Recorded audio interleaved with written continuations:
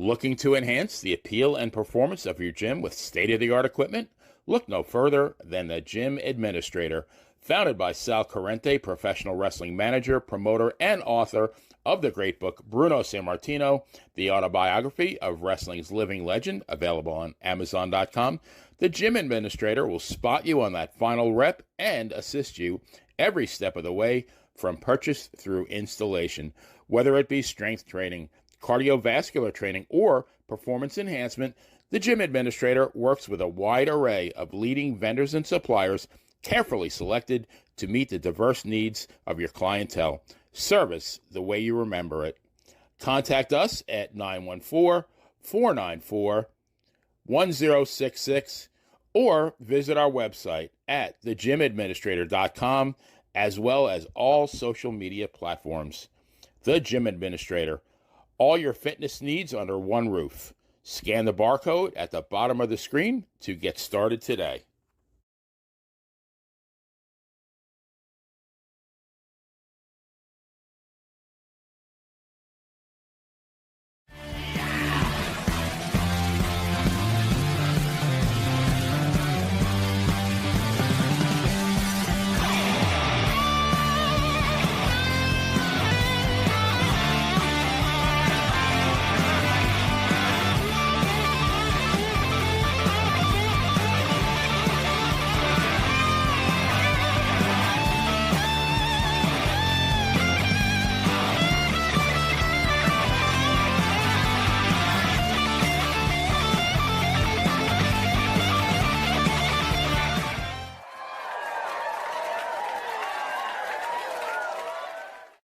All right, welcome back to Long Island's number one pro wrestler broadcast, Monte The Pharaoh. Jimmy, we're back again. Yo, what up? Dude, What's going on, I was man? just a couple of things I was just thinking about. I think tomorrow morning I got to listen to some Wisteria Hall. I miss those songs. Like, you know what I mean? I just like, Okay. dude, I got to tell you, This Life, it's a classic.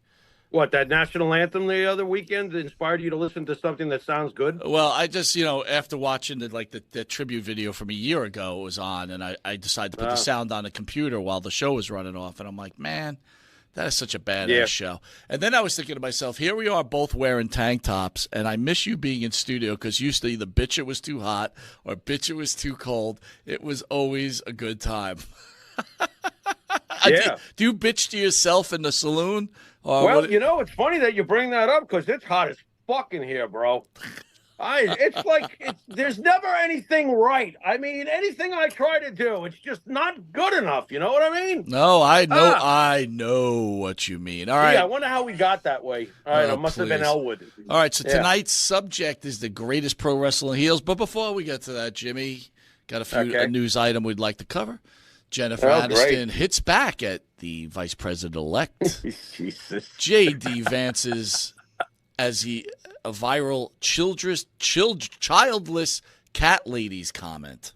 What? Jennifer Aniston is hitting back at the comments about the politicians who are calling childless cat ladies made by Republican presidential candidate Senator J.D. Vance, which has gone viral. In the morning show, Star 55 on Wednesday took her to her Instagram stories and posted a screenshot of the social media post in which Ron Foblowski, editor-in-chief of Media Touch Network, shared a 2021 Tucker Carlson interview clip with Vance. J.D. Vance says, women who haven't given birth, like Kamala Harris, are childless cat ladies who are miserable at their own lives and have no direct stake in America. Filipowski wrote alongside the 28-second clip, I truly can't believe this is coming from a potential vice president of the United States, Aniston wrote. All I can say is, Mr. Vance, I pray for your daughter is fortunate enough to bear children of her own one day. I hope she will not need to turn to IVF as a second option because you are trying to take that away from her, too. Jimmy, that's some deep shit going on. Thoughts? First of all, I will say only one thing to Vice President, J.D. Vance, if he's fortunate enough to become Vice President. Leave the cats out of this. Cats do not deserve to be mentioned in the same sentence as Kamala Harris, first of all. Let me get that out of the way, all right? Because the cats can't speak English, but if they had freedom of speech, they say, leave us the fuck out of Kamala Harris jokes because we're insulted. Cat power. Yeah, cat power. Cat power? Cat power. Oh, my God. Can I ask you something? Not just wait, but I got to comment on your comment, though. Yeah, go ahead. So the possible vice president-elect makes a comment about women who don't give birth being basically useless, right? And Jimmy Farrow's comments, he's angry that he's dragging cats into the conversation. Everything else is okay with these comments except the fact that he mentions cats. And that in itself is a problem. It is a problem.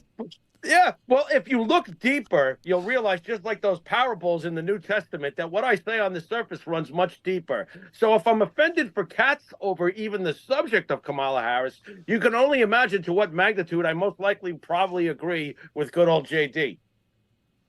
So there's that, too. Well, here's my problem with J.D. Vance's comments, because in some cases, maybe there shouldn't be people born on this planet, like Blonde Wheezy, who sits there watching. He's not saying that. Well, I am.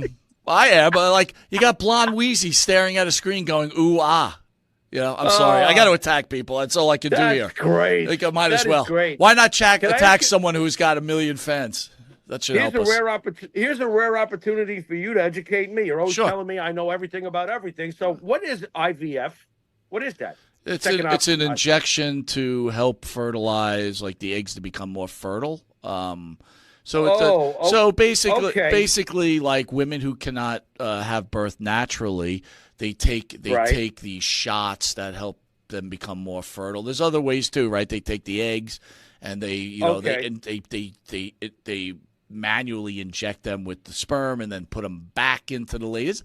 Hey, listen, medical science is fantastic, but unfortunately we're still attacking cats, and Blonde Wheezy is on YouTube with 1 million views. We dragged cats into it, and Wheezy Blonde, whatever it is. Yeah, we dragged cats into it, so that's offense number one. But, you know, his statement was like a generalization kind of thing, and she returned fire with a very personal shot. So it's just like, and by the way, why is this? See, here's my biggest problem of all. Why is this a story? I don't give a shit. I really don't give a shit. And I'm amazed that people will actually ignore all the important subjects that really are at hand right now with a race, the real things that count.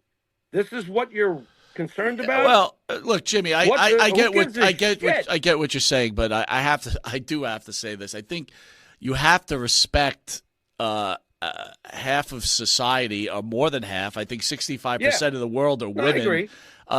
You know, again, look, Jimmy, we spoke about privileged white males, right? Shows back months ago, right?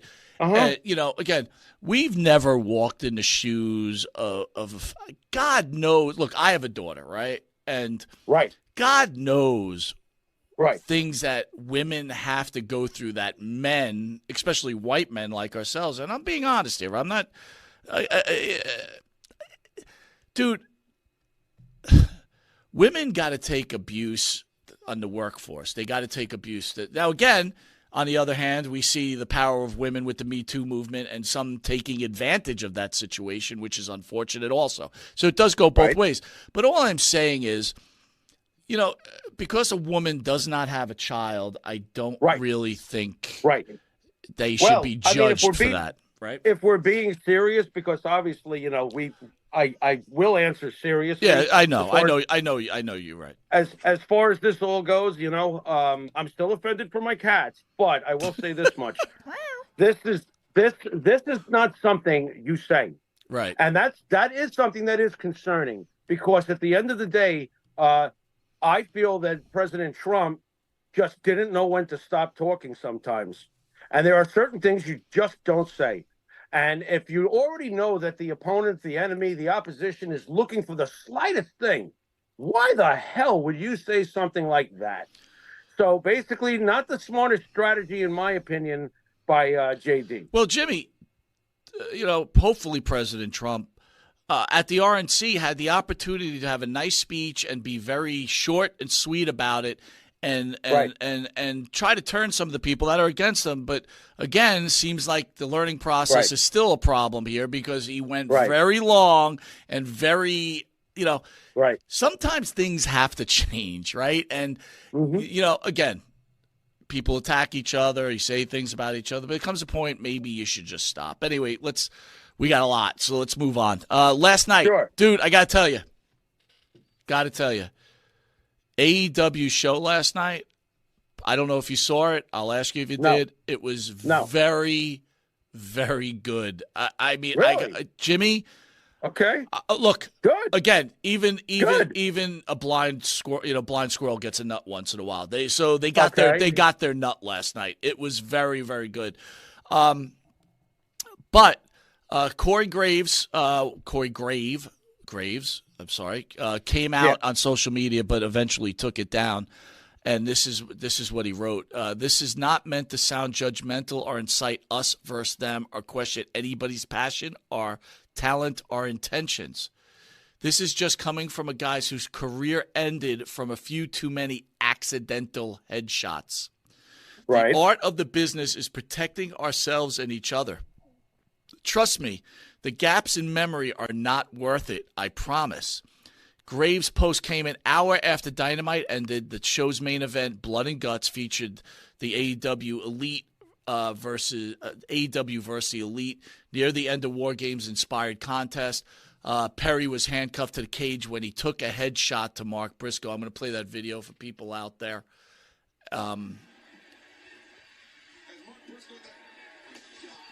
Pretty vicious shot, Jimmy. I know you can't see on your screen with the new setup, but I will tell you, when you see it, you'll probably comment it on next week. It was vicious. Then it reminds me, and then I'm going to let you tell the story of Beyond the Mat when they show The Rock and Mankind in that I Quit match, which is probably one, if not the most brutal match in the history of wrestling, in my opinion. Right.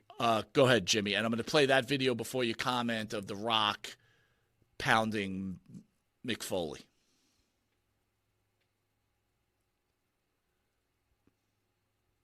Okay, so we got the video. So I kind of did a mixed video, but go ahead. Thoughts on my comment, and I will tell you, I'll go on record and saying I agree with Corey Graves. Right? It's like they got to stop with this shit. Right. Well, I agree with Corey Graves too, but I've said it week after week, month after month, and now with 5 years into AEW, year after year, that fan base and the wrestlers performing for that fan base have no excuses down the road. And what I mean by that is that there was all these concussion worries and head trauma worries when Daniel Bryan was having his issues in WWE, and then he left. And he has basically proceeded during his AEW career to consistently cave his own skull in. He has nothing to complain about down the road. He asked for it. Now, if I'm not mistaken, Perry, wasn't he the one who wanted the real glass? Yes. With the argument with Punk? Yes, he was. And Punk is soft because Punk wants gimmicked glass because he doesn't feel the need to destroy his body, especially at this age and stage of his career. And Perry is like, trying to demasculate him. No wonder he got socked in the mug, basically, And he's going to be upset down the road from the chair shot that he just took, which I will make sure to check out. No, you don't get to. You don't get to. I'm not going to fall for it because years ago there was this big sympathy movement for Daniel Bryan. And Bryan Danielson kills himself. He is endangering his future years down the road, and he will not. I swear, if he comes back years from now and, this is Vince's fault or my time and the bullshit it is, I hate that they're doing this to themselves. But I'm not the one demanding it. The AEW audience much more so demands that they put themselves through this than the WWE product. Well, so Jimmy, you get what you pay for. Jimmy, I talk with forked tongue though, because I just started off saying this is the best AEW show I had seen. I think I saw Dan Sebastiano on the chat from the Dan and Benny show. I think he said it was complete garbage. I don't know if I read that right. If it Could be. is. I think he said the whole AEW show was complete garbage, and there was an ending where Darby Allin pours gas on Perry and then makes the Elite quit, or he's going to light Perry on fire. I honestly, Jimmy, I thought the match was really good. I'm sorry. It's like, the head. Oh, he said just the match was garbage. I enjoyed it, but I also think that we spoke about Donald Trump changing his ways, President Trump. Right. When are we going to learn? You literally, Chris Benoit murdered his wife and child with the possible issues with CTE. It probably could be beyond that, which I think it was, but let's just leave it at that level. So at what point are you going to stop this? And again, they're saying they're using gimmick chairs, blah, blah, blah. They could, again, those headshots are vicious. I don't care how else you slice it. It runs even deeper than the objects, the implements of destruction, whether it's chairs or tables or whatever it is they're using to hammer each other with. This past weekend, it was an excellent match. Braun Breaker and Drago literally destroyed each other with forearm smashes and fists, and they were real, and kicks in the head and everything. You don't even need the chairs the way they're working. Those guys are both going to be brain dead 25 years from now. I watched Shibata over in Japan, and I love Shibata. And yes, he's been on AEW, not utilized correctly, but at this stage in his career, whatever. But I watched Shibata in his prime over in New Japan destroy. I love Shibata. Oh, my God. It's like a Japanese Clint Eastwood. I love him. But anyway, the poor guy had the forearm smashes over decades and decades of it. It just wrecked him. It's so physical, one way or the other. I don't want them. Can we get back to the art of? Look, we pounded the shit out of each other back in the day when we were kids, right? We threw some pretty convincing fists that looked really convincing without ever hurting each other.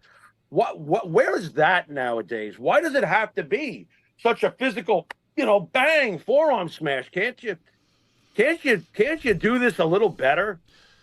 I think things have happened in wrestling history that if you're an up and coming wrestler or you're just someone that wants a top spot, I mean, I'll just use someone that just comes to my head was Becky Lynch was a nobody until Nia Jax accidentally broke her nose. Right. Now people are like, you know what? I got to get her. I got to get as close to the realism as possible to make it here. And I got to tell you, those guys killed themselves. And you know what? You brought up a great point. That Breaker match, that was top notch, and not 1 ounce of blood drawn, no chair shots, no ladder shots. It was straight out pounding, wrestling, dropping guys. So I agree with you. But I think they need to stop with the chairs to the head. Chairs to the back, okay. Chairs to the head, it's got to stop. I don't care if it's gimmicked. It's got to stop. Christ almighty, we just lost one of the Samoans. Do you remember when Albano broke I'm sorry, that was not a gimmick chair that he broke over, I think, off his head at that point against Tony Atlas and Rocky Johnson. That that looked as if it was gimmicked, I'm an idiot. And I could be an idiot, but it looked real to me. Right. Well, don't forget whose head it was getting smashed through, too. That is true. That is true. If anybody was going to be able to take that particular spot, it was going to be one of the Samoans. All right, one more news item before we get to the main event, the 25 greatest heels in pro wrestling history. So everybody understands, Mike Monty has made the list. Jimmy Farrow will comment on my list and tell me if I'm wrong or right.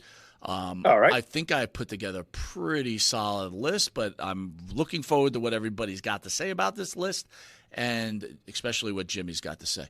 CM Punk is in the process of trying to get his WWE deal reconstructed from a money and years standpoint, according to Wrestling Purist.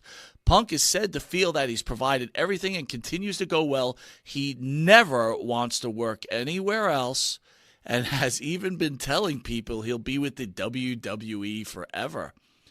Thoughts on some Punk's total change of attitude here? I feel like Uncle Howdy right now because if I could see CM Punk, I would go to Phil. There you are. That's exactly who I've been looking for. The whole time he was in AEW, I was so pissed off at him. I'm like, what are you doing at this stage of the game? You've got nothing to prove to anybody. Go home. Go to where everybody knew your name in the first place. Go back to where you belong. You're part of the Yankees. Go back to the Yankees. And he did go back to the Yankees. This is smart. At this stage of his career, he knows he's much more fragile. He gets to still be a main event player. He doesn't have to kill himself nearly as much, and he's going to be paid very well. Finally, there you are. Phil Brooks gets it. Mike, that's my take. If you don't know it, you are watching Long Island's #1 pro wrestling broadcast, Monte The Pharaoh. Catch Monte The Pharaoh on the Monte The Pharaoh YouTube page and Monte The Pharaoh Facebook Live page. Hear us on iHeartRadio, Spotify, Anchor. Catch us on the Monte The Pharaoh Twitch TV page. And if you're lucky enough to live in New York, catch us on Channel 115 every Tuesday at 9:30 p.m. and Saturday at 11:30 a.m. and Channel 20 on Tuesdays at 9 p.m., where over 150,000 people see us weekly. Jimmy, are you ready to go to the top heels of pro wrestling? Yeah. Oh, wow. Look at this. Wow, you really did your homework, too. This is this is impressive. I really want you to critique it the right way, as you always do. Well, you won't let me down. It's gonna be hard, though. Please don't ask me to rearrange the numbers. I'm not asking you to rearrange, but you can tell me, like, there's no way this guy should be on the list, or there's no way this guy should be this low. That's fine. Okay. Right? Or there's no way this guy should be this high, like you usually do. Right. And you know what? And usually I agree with you. Not disagree. I agree with you. At number 25, I chose Ole Anderson. Now, before you comment, I just want to say I tried to choose wrestlers that were heels, but clearly they could have been faces at some point in their career too. But I tried to, number one, as a heel, did you find them entertaining? Number two, as a heel, did you hate their guts? You know, impact. That whole heel impact. Yeah. So number 25, Ole Anderson. That's a great pick. He deserves to be on anybody's list. And Mike, we both know for a fact, because of all the couple of hundred guests we've had at this point over the years, no one is more universally despised. Forget about on screen. Off screen than Ole Anderson. Ole Anderson's one of the all-time pricks. He was great on screen. He's a real prick. Yeah, I agree. And I hated Ole Anderson. There was never a point, even when the Four Horsemen turned on him and beat the crap out of him, I'm like, I hate that guy. Kill him. Kill him. You know what I love about him, though? And it's one of the most endearing things that I look for in a heel. Not just the fact that you hate him and he's just irreversibly unlikable, you know? You knew he was tough. Or at least he sure as shit came off that way. You know what I'm saying? He really looked like a guy who would hop off an 18-wheeler and pound the fuck out of you for your big gulp. You know what I'm saying? You know? He definitely could be on anybody's top 25. He could be much higher depending on where you grew up and what programs you were watching. Nice. Number 24. What a day, Joe Lowry. No, I'm sorry. Dude, he doesn't deserve. Wait a minute, he doesn't deserve to be on this list. You actually have to be someone before you could be declared, anything. So no. All right, how about Wheezy Blonde? Can we throw her on number 20? That doesn't work for me either, dude. Not at all. Okay. Not at all. Serious note. Greg the Hammer Valentine, number 24. All right. Well, how dare you put Greg Valentine this low? How dare you? Are you out of your mind? Like, I don't know where I would put him. I got to be honest, because you did all very impressive job here. There's 25 awesome names here. As I jot down some I already haven't seen, so I can complain later. Stand by. How is this guy not higher on this list? First of all, he broke my main man's leg. All right. First of all. All right. He went around with T-shirts. He was hated in every territory he ever came to. He left a string of mangled legs behind. Are you yawning during my Greg Valentine speech? No, I'm sorry. Did I catch that? No. How dare you? Unbelievable. You did that on purpose. You no good. Bro, I'm telling. All right. I totally agree he's on the list. I would have him much higher, but I am so partial to Greg the Hammer Valentine. What a great all-time villain. Well, let's see, because the list is long. You could be like, hey, Greg should be above this guy. So here's number 23, the Great Kabuki. That's a surprise entry for you, Jimmy. When I put it on the list, I'm like, Jimmy's going to be like, what the what is this? It is. I raised an eyebrow rock style when I saw that one. I was like, whoa, really? Can I give you my reasons why before you answer? Sure. Reasons why he was always a heel, right? I think he came back as a baby face for like some bullshit. But anyway, I fucking hated that guy. Every time he was in the ring, I just hated him. I hated his face. I hated his green mist. I hated him. Okay, go ahead. Okay. Jimmy. All right. You know what? Can I just throw in names if it reminds me of someone else who might have been a better selection? Sure. How's that sound? When I see Kabuki, I agree with you. What a great heel. He's a total prick and everything like that. But if you're gonna do the Kabuki thing, I actually think Yokozuna was a greater heel than the great Kabuki. Fair enough. That's I'll just mention that. It's nothing like racial profiling by the Pharaoh in pro wrestling, but that's okay. Well, I mean, if what do you want to wear a I mean, why does Yokozuna have to be with Craig? Because they're supposed to. First of all, Yokozuna was Samoan, by the way, just so we make that clear. Right. Well, Strombo was Italian. I mean, the fuck are we talking about here? No, but matter of fact, I had already written down Yokozuna's name. I have 3 other names I don't see because I was doing some speed reading. Gotcha. But Yokozuna, when I thought of Kabuki, hey, you know what? Hey, all you racially sensitive people, stand by, because now I'm thinking of Mr. Fuji. What do you think about that? Well, that's a good point. Fuji, I can see Fuji being on the list. I heard Cobra Kai was really good this season. Oh, dude, Cobra Kai's rocking, dude. I was going to talk to you about that, man. Unbelievable. Yeah. And they ended after 5 shows, and you can't watch the November now. Unbelievably good. Yeah, well, you know what, Mike? Try being a fan of Tulsa King. I'm sitting here and waiting and waiting. Tulsa King is so good, man. You know? All right, wait a minute. So Kabuki shouldn't be on the list, is what you're saying? No. As a matter of fact, let me. You know what? I won't put Yokozuna there. What I will do is I will say this to you. Where is Larry Zbyszko? Interesting. Maybe he's on the list, unless you want to give stuff away. I don't. You see, there you go. You and your pen. The pen. I don't. Well, you knew I would do this. Go ahead. Look at this. I got the pen. All right. Come on. Number 22. Yeah. Tully Blanchard. Yeah, he should definitely be on the list. You know, it's funny, when I brought this up earlier to Karen McDaniel, obviously, she was like, you better put Tully on there. So I'm glad that you have Tully down, because Tully's obviously one of the all-time greats as far as being a prick. Dude, did you like Tully Blanchard? I couldn't stand Hated Tully Blanchard. Never liked him, ever. That guy was the typical heel that you hate. Like, that guy, what a... Actually, you know what? Now I'm thinking about it. He should have maybe been higher, but I couldn't put him higher. Yeah, but you know what? I couldn't put him higher because, you know what? He was always like a tag team champion. That's true. Or the United States champion, a TV champion.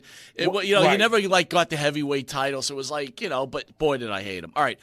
This was a tough one because I wasn't sure if I should put him on, considering how much people love him, but I guess I had to. The Iron Sheik at number 21. Oh, he could be higher. I could see him being higher. That's one of the all-time great villains, and you probably won't even have anybody like that anymore. I mean, they wouldn't even dare do his gimmick today, probably, because you'd piss somebody off. It's very insensitive. You're stereotyping. The original Hakuga. Yeah, there you go, Hakuga. Yeah, Iron Sheik could easily be higher on this list. So right now, Kabuki is the only one that you think shouldn't be on the list, and you just think there could be some changes to the list in order. Yes. I could easily swap him out for Larry Zbyszko or somebody like that, but I'll probably just read the names I was thinking of after we're done. All right, sounds good. Number 20, the Chief Operating Officer for the WWE, Triple H. Oh, easily one of the greatest villains of all time. I could see him being higher on the list. Listen, during the Attitude Era, sure, Undertaker's always been a consistent source, whatever. I totally get that. But the number one heel, the guy they went to every week, whether Austin was injured or whether The Rock was, getting ready to do movies or whatever was going to go on, there was one constant. That son of a bitch, Triple H, that nasty villain. And he was a nasty villain for years and years and years. World champion, just at the set. True, he had nepotism. You know what, though? He was great. Look, if he was a bad heel and wasn't doing his job well, Vince would have found someone else to do that. Okay, he was perfect at what he did. What a prick! Great By the way, villain. Lou says Sheik should be in the top 10. I can see that easily, Luce. Easily. All right. Triple H okay at number 20, or you think he should be higher too? He could be, but again, like this is a very massive, not easy undertaking you did here. So I don't have an issue really. This is your list, it's your opinion on it. Could I see Triple H being higher? Sure, I could. Number 19, Ted DiBiase. He could be higher. It goes to show how many great villains there have been in this business. Right. Look, the $1 Million Man is one of the greatest villains that ever existed. In actuality, I think when we had them in studio, you might have even said he was in the top 5 greatest villains of all time. So, rethinking about this, 19 is kind of rough. And by the way, Benny Scholars thought that Gary Hart should have been a better choice than Kabuki, being that Gary Hart was his manager. I actually agree with Benny on that one. Gary Hart was a great villain. I would think of him carrying more heel heat than Kabuki easily. So I think I might have made a mistake with DiBiase, but my list stands. You're here to correct it. Number 18, Randy Orton. I'm glad Randy is on the list because it would be, to me, historically ignorant to ignore. You see, every Batman needs a Joker. John Cena being the face obviously filled that Batman role, and Randy Orton was a delicious villain. What an absolute psycho. What a lunatic. What a great bad guy he was. He was the Joker to John's Batman for a generation. This wasn't something that went on for 3 weeks. It was for a generation. I loved when he was punting people's heads in, RKOing Stephanie McMahon, some of the crazy crap that Randy Orton did. And I'm so happy that Randy Orton gets the love and respect now from the fans. But I remember once upon a time when he was creating this incredible body of work early in his career and even into his prime of his career, where people were just down on him and blah, blah, he's this, he's that. He's fucking great. He's an Orton. He's everything that's right about the wrestling business. He's the consummate professional, too. He's a machine in the ring. If his style doesn't do it for you, that doesn't mean you have to put your blinders on and just hate on him. Randy Orton is a great worker and a great villain. Higher on the list? No, I'm okay with it. I'm just glad he was on your eventually list. We can't have so many guys high on the list because once we go through the list, I agree. I agree. In this case, I'm glad he's on the list. Right, gotcha. You just made the list. Well, speaking of that, number 17, the Ayatollah of rock and roller, Chris Jericho. One of the greatest heels of his generation. Listen, Jericho's always been in my top 5 favorite wrestlers of all time, and it's never been from when he's a good guy. Of course, I enjoyed the list and his stuff with Kevin Owens and stuff, but in general, I loved the bad guy, the arrogant Ayatollah of rock and roller, the ultimate wrestler in the ring and the ultimate promo guy. And he rocked. Chris Jericho reeked of everything cool, in a very, very egotistical, smirky kind of way. Jericho is great. You know what's very interesting, dude? Foxy wrote out that Moolah should be on the list. And you know what? I'm going to call a foul on my end. I don't think I put one female on this list, which is a little surprising. Might have been another mistake by me. All right, number 16. People may not like this one, but the Fabulous Freebirds. What's there to not like about that? They were the bad guys. They were the Darth Vader to the Von Erich's Luke Skywalker. What are you talking about? There's nothing wrong with that. The Fabulous Freebirds were absolutely hated. Try going through Texas with the Freebird color on. Could you imagine, dude? Could you imagine? No. The Freebirds were definitely one of the all-time great bad guys. You want to call them a faction now, fine, but they were a tag team that managed to function with 3. And they broke every rule, and they were despised. They were hated. You know how I feel about Michael Hayes. As the leader of those bad guys, with that David Lee Roth rock and roll look and everything that he had going on, the way he could talk, I saw a world champion in Michael Hayes. I'm always amazed by your comment on that because I was a huge Michael Hayes guy too. But he had everything. And by the way, you can go to our channel and you can go look at the documentary that we posted on the Freebirds. It's about 38 minutes or so. It's really good, but there's a point where they're making the claim that Vince was going to take the belt from Hulk Hogan and give it to Michael Hayes, who was going to turn on the well, maybe he wasn't going to beat Hulk Hogan. Hogan was going to lose to somebody, and Michael Hayes was going to turn on the Freebirds and become a face, and he was going to be the head of Rock and Wrestling. He was actually, supposedly, supposed to bring Cyndi Lauper to the Grammy Awards where Hogan stepped in his place, right, because they got fired. Right. Look, I wouldn't want to change anything with history. It turned out to work exactly the way it should have for Vince and for the future of WrestleMania, et cetera, et cetera. But if there had been one guy without the ego, I'm sure personality came into this, without the over-the-top ego, that could, if he could have stuck to business, that one guy who could have done that rock and roll thing. Look, Shawn Michaels isn't around yet.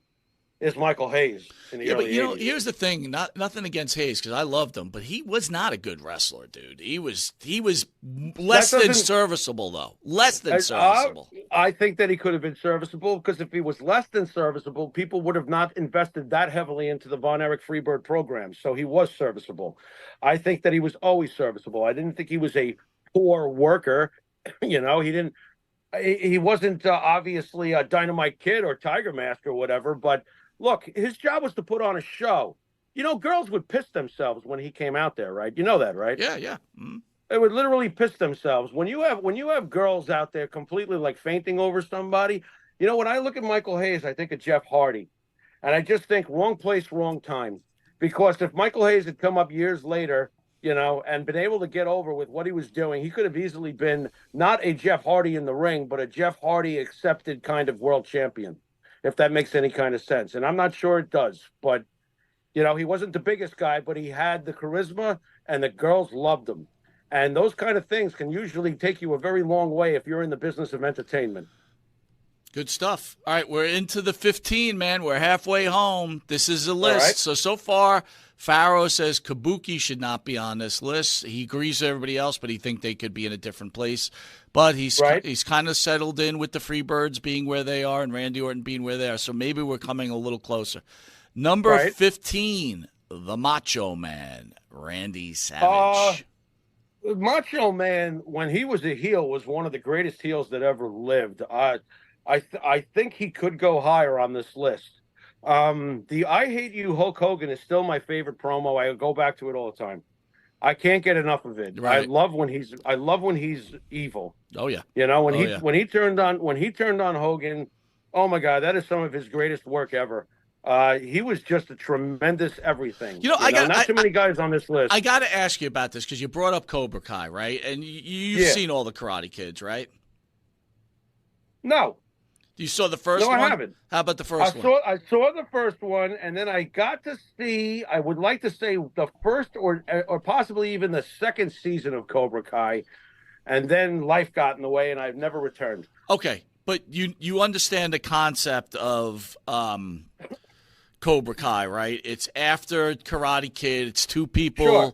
There's two people living, right? Their lives afterwards, right? And it's Daniel LaRusso, who's played by Ralph Macchio, right? And who's the other guy? Fuck, who's the blonde head kid? He's the blonde kid who was the bad guy in the original movie. Okay, so and if anyone could give me the name, because again I'm old and I keep forgetting. Here's my question. Yeah, and this is the parlay into Hogan Macho Man. Yeah, Devil's advocate. Daniel LaRusso comes to California. He meets a girl, good-looking girl. Johnny, thank you, Gerard. Johnny's girl, who they break up. So Johnny's obviously upset, right? He lost his hot girl, and now she's hanging out with LaRusso. So he comes to the beach to talk to her, and what does Daniel LaRusso? Tries to embarrass him and tell him to get away from her. Big tough guy. So Johnny beats the shit out of him. Okay? End the thing, right? Then they're done. But the kid doesn't stop. He just keeps coming for more Macho, fucking Danny LaRusso, because he's a stupid kid from Jersey. And every time, they're at a Halloween party, Johnny's rolling some dubs. You could appreciate that. And what does LaRusso do? He takes a hose and he pours water all over Johnny, ruining all his weed. Now, you'd be angry too. So they chase him Yeah. down, and Johnny beats the shit out of him. Right. Then Johnny, Good. right? Then Johnny is in the All Valley tournament, and this fucking kid beats him and takes his title away. Who's really wrong? And now let's go back. You mentioned Macho Man turning on Hogan. Now let's think about this again. And I know people have discussed this, but Hogan puts his hand on Elizabeth's ass. Hogan all of a sudden's carrying Elizabeth all over the place. Hogan's doing this. Yeah, Macho Man has a little bit of a right to get a little pissed off here. Why is he the heel in this whole situation? And we're Hogan guys, I get it, but Hogan was doing him a little bit dirty, wasn't he? Because he turned on Say Your Prayers and Take Your Vitamins. How dare you question the Hulkster? The hell's wrong with you? Wow. He only had his hand on her ass because he had lifted her up to put her on his shoulders. We won, everybody. Wow, you really twisted this. Hulkster didn't do nothing Elizabeth wrong, got hit by Macho Man. Hogan leaves Macho Man to get beat up by the Twin Towers, right? Akeem and Big Boss Man. Has to carry Elizabeth back. Meanwhile, grabbing some titty, walking down. We all saw that too. And Macho Man is the bad guy? All you're telling me is this Hogan is a genius. Wow. That's all I'm getting out of this. You're just He's wrong. A genius. You're Listen, wrong. I'm not going to change how I rooted for that program. You're not doing that to me. You're wrong. Nope. You're wrong in so many ways. Probably. All right, number 14, Mr. Perfect. Absolutely perfect. Yeah, I can't argue that he could be higher or lower, but I'm glad he's here. He should be here. Mr. Perfect was fantastic. He was one of the best. Who the hell's better than Mr. Perfect, really, when you think about it? Dude. Nobody. How perfect was perfect? He was perfect. He was perfect. I still think back when he flipped the basketball over his head. Oh, my God. How about when he caught his own 100-yard pass? How about when he hit like 20 strikes in a perfect 200 game? The guy, 300 game. The guy was incredible. He was perfect. He caught his own 100-yard pass. And they ended up at that thing. Oh, man. He was so great. All God right. damn it. I'm interested in this one, what you're going to think about Fucking this. drugs, man. It gets you every time. Go ahead. All right. This one's going to – I feel very confident in this pick. I want to hear what you got to say. Number 13, The Miz. Okay, now, let's go back. Now, I don't have an issue with Miz being on the list, by the way. Miz is a great pain in the ass, and everybody hates Miz. So he's definitely naturally hateable. I got no problem with that. But you're going to tell me that you put Miz at 13 and Greg Valentine at 24? Now, I know you like good fucking wine, but apparently you like good fucking wine a lot more than I thought you did. The Miz a greater heel than Triple H, the Iron Sheik, Tully Blanchard, Randy Orton, Chris Jericho? No. The Miz winds up going to the back of this list. But that's the only, and you know what, Mike? You got to give me some credit here. I haven't found anything else that I'm your comment is fair when you look at it by the way you're approaching it. You know what? You could be right. I gotta ask you one other question now. Dan Sebastiano wrote, if Mr. Perfect had played by Terry Taylor as originally planned, how would it have turned out? So here's my scenario here. Terrible. Number one, and I might be the only one that ever says this, I loved the Red Rooster. Okay? I did. I loved the Red Rooster. Why? He was fucking awesome, dude. It was awesome. It was awesome. It was awesome. I think Terry Taylor could have been a good Mr. Perfect. Could he have been the perfect? No. That was for Kurt Hennig. But I believe if history had written it himself, he would have been a good Mr. Perfect character. On the other hand, could Kurt Hennig have been the Red Rooster? No, and neither one could be either. Terry Taylor's promos would have absolutely been Limp Bizkits. No way. All right, you're right. You're right. No. All right. No. Number 12, Gino Hernandez. Oh, what a great bad guy. Oh, my God. And we barely got to get a glimpse of him. I could see why he would be on the list. I don't know where I would put him. I mean, like, if you grew up in those days in that territory, my God, he's probably in your top 5. He falls into, like, I hate your guts no matter what, always will hate your guts. Absolutely. You want to reach through the screen and choke him. I want to, it's because we're on limited time here, right? I want to get Yeah, through the list yeah. a little faster so we Okay. can get to you and your final comments because that's probably the most important part. This I'll take a beating for. This was a tough one. I was really having a lot of trouble with this dude. He moved from like number 4 to number 8, and I couldn't figure it out, and I finally just put him in the slot. Number 11, Paul Heyman. He could be higher. I could see him being higher. He's definitely makes the list, obviously. Paul Heyman, come on, man. He's been the voice of the most evil, crusher in the last 20 years, Brock Lesnar. He's the best at what he does. Nobody's done better than him at his spot. That was the most difficulty I had, Jimmy. I could not because when we get to the list, you go, oh man, okay, number 10, and I felt he had to be on the list, and he had to be high. Abdullah the Butcher. Hard to argue with Abdullah being in anybody's top 10. Abdullah was he was a global terror. His job was just to come into town, start a bloodbath, possibly start a riot, which sometimes would happen, especially in Puerto Rico, and leave, and then rinse, wash, and repeat. We got to have Abdullah on several times in person, so we know Abdullah fairly well, all things considered.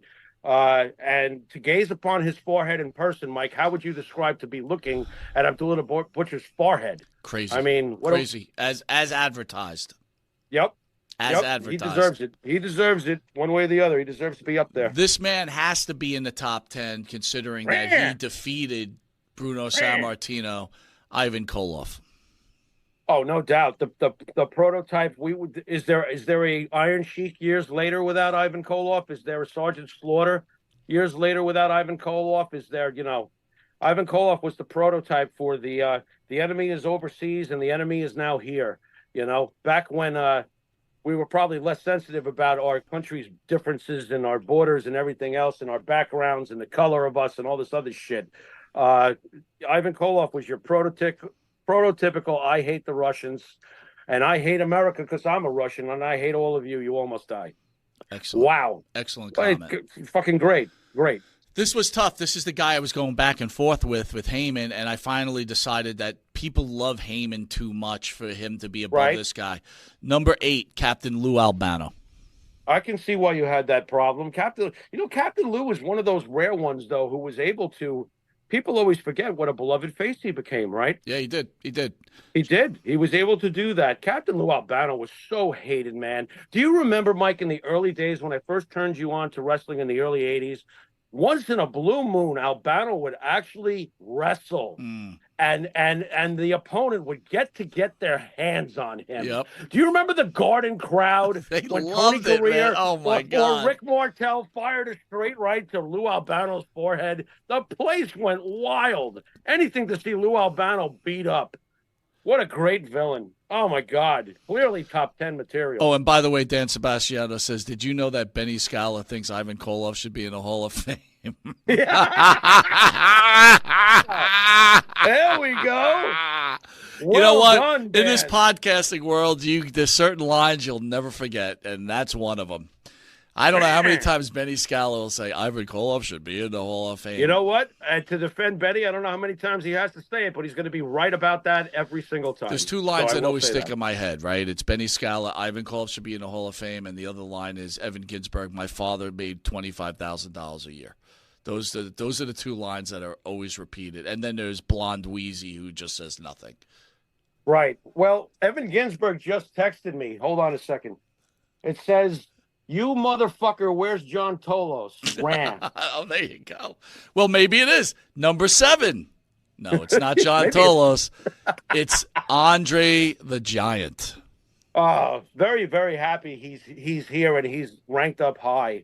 Andre the Giant, obviously, and another guy who was able to be a beloved face, but also, you know what? To sum up Andre the Giant's effectiveness as a heel, Mike, I always think back on WrestleMania 3. Remember the carts that they took them out to the ring in?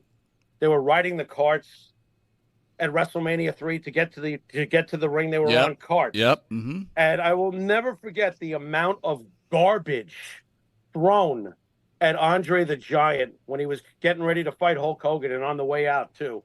Oh, my God, was he despised. So despised. Let me ask you this. Without Andre the Giant, how effective is the Heenan family without having Andre the Giant? I mean, it was going to be great one way or the other, but you realize what having Andre the Giant in that stable did for that family. Oh, and how seriously you took them. Absolutely, dude. And again, don't forget, he sold out the Pontiac Silverdome. So, I mean, that alone. And by the way, R.J. Hubson says, I guess Hannibal's not on the list. No. Hannibal's dying a slow death, if anyone doesn't realize it. He's struggling out there. Number 6, the manager of Andre the Giant, the Heenan family you just mentioned, Bobby Heenan, number 6. Yep. The probably the greatest of all the despised managers. I mean, Bobby Heenan. You know, it's weird though. Bobby was really special because as much as you hated him, you still laughed at his jokes. Isn't that weird? Yeah, it is. I mean, weird. I hated the guy. Right. I hated the guy, but there was something about him that just cracked me up. He drew real true heat. You know, it's funny, Mike, and I know he would never be on your list, but when I think of Bobby Heenan, I can't help but think of Nick Bockwinkel, an absolute asshole. An absolute asshole. Yeah, that dude's not making. That guy's not making any of my list, bro. No. I'm not saying he would be on this list, but I do think of those days when Heenan was managing Bockwinkel. Heenan was really hated, bro. Listen, big time. Listen, Bullwinkle would make my list before Bockwinkel makes my list. All right, let's be honest. I can see Heenan now. My new member of the family. Bullwinkle. Hey, Bobby. That's hilarious. Hey, Bobby. When are we going to go eat some turnbuckles? Again? And then there's Benny Scala. I think Bullwinkle should be in the Hall of Fame. Bullwinkle should be in the Hall of Fame. Nothing in my shorts. Again? Number 5, superstar Billy Graham. I think you're digging my top 10, though. You don't seem to have too much of a problem with the top 10. Dude, actually, I like your whole list outside of maybe one or two things. I mean, I like your list. Your list is good. Superstar Graham. Oh, yeah. Because you're talking about a guy who not only was the prototype for future looks like Hulk Hogan and stuff like that, but this was a guy who got to be a heel champion for back in those days. That's a considerable amount of time. He's very, very important to the heel's role in the history of this sport, one way or the other. The ultimate promo guy. You know, they said he could have done it without the Wizard, and I agree that he could have. I'm glad the Wizard was there, though. But Superstar was such a great heel worker on the mic, he didn't need the Wizard, oddly enough. But you're talking about one of the greatest talkers, one of the great. By the way, nobody sold a beating better than Superstar Graham. I stand by that. Right. Oh, did he sell getting Jimmy, walloped? The pressure is on. Yeah. We've got 3 minutes. I'm running out of time. Okay, go ahead. Number 4, Kevin Sullivan. Oh, absolutely. He's fucking great. And I like that. Number 3, fucking great. Shawn Michaels. I'm about that. You know, I think he's a great heel. Don't get me wrong. He should be somewhere on the list, but I'm not so sure he should be this high because I still want to get to my few names. So let's go. You got it. Number 2, Roddy Piper. He's perfectly ranked only because of the one individual ahead of him historically. Well, you might as well just say the name then, bro, because you got it. Well, the greatest heel in the history of this business, and the cash register says so too, was Mr. McMahon. And Mr. McMahon is the greatest heel of all time. My God, the millions and millions of people who with all this, what killed WCW, if Mr. McMahon never comes out, does the WWE survive that war? Probably not. And wasn't it Bischoff himself who said if there was anybody he would have taken to steal for Nitro, it would have been Mr. McMahon? Absolutely. And by the way, people are mentioning Hollywood Hulk Hogan. I think me and Jimmy totally agree. He should be on the list. But you know what? The list is tough. All right, Jimmy, hit me with who you thought. What's going on here? All right, the names that I didn't see, and I'll slap them out quickly. Jim Cornette has to be on this list. Somewhere on this list, Jim Cornette must exist. Who goes? All right, I'm challenging you. Cornette's on. Who goes? All right, let's take Kabuki off. All right, next. Larry Zbyszko. Who goes? The Miz. Wow. Okay, next. Bye-bye. Stan Hansen. Who goes? That's a good one. Give me a second. Gino Hernandez. over Okay. Stan Hansen. All right. Go ahead. Yeah, Stan Hansen over Gino Hernandez. Very good. Jimmy Hart. Jimmy Hart. Who goes? Ooh, You're running out of guys to pull, man. that might be that might be a problem. That might be a problem. I'm almost done. Wow. I'm not doing it. I'm done. I'm good. See, so I came up Who with else three. is on your list that's missing? Well, I mentioned Yokozuna. Hollywood Hogan has to be on this list. That was Matter a of fact, mistake by me. He should have been on there. Yeah. he would be in my top 10. He should have been over Kabuki. That would have been the switch for me. Yeah, he is one of the greatest villains of all time and one of the greatest faces of all time. Too bad if you don't like it. That's the way it happens. Nope, that's it. We're good. That's it. With that, I want to Great job. Thank you. I want to thank everybody for joining us. I want to thank the great PN News, Paul New, for joining us in the Mike Halleck tribute. Mike, if you could hear me up there, and I know you can, and you could hear Jimmy, we do miss you. We always considered you a friend. I mean, to this day, your passing has hurt. And I'll quote the great Keanu Reeves when he was asked the question, do you know what happens when people die? I guess challenging if there's a heaven or not. But Keanu Reeves' answer was, the one thing for sure is the people that love you will miss you. Jimmy, you want to send us out? You've been watching Monte and the Pharaoh. And until next week, thanks for tuning in, folks. Later.